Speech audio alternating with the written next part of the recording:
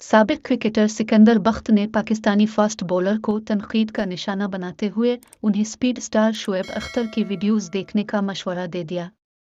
एक इंटरव्यू में सिकंदर बख्त ने बगैर नाम लिए पाकिस्तान के फास्ट बॉलर को आड़े हाथों लिया और कहा, ये अभी मैच्योर नहीं हुए, इनमें बेचैनी है कि मैं हीरो बन जाऊं।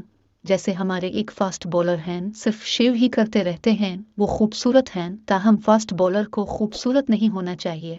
फास्ट बॉलर को शोएब अख्तर की तरह खौफनाक और खूनखार होना चाहिए, जिसकी आंखों में खून टपक रहा हो। साबिक क्रिकेटर ने कहा कि ये फास्ट बॉलर नहीं होता जिसे बैट्समैन छक्के मार रहा है और अब जाकर हाथ मिला रहे हैं। मुझे नफरत है इस बात से कि कोई फास्ट बॉलर किसी बैट्समैन से जाकर हाथ मिलाए।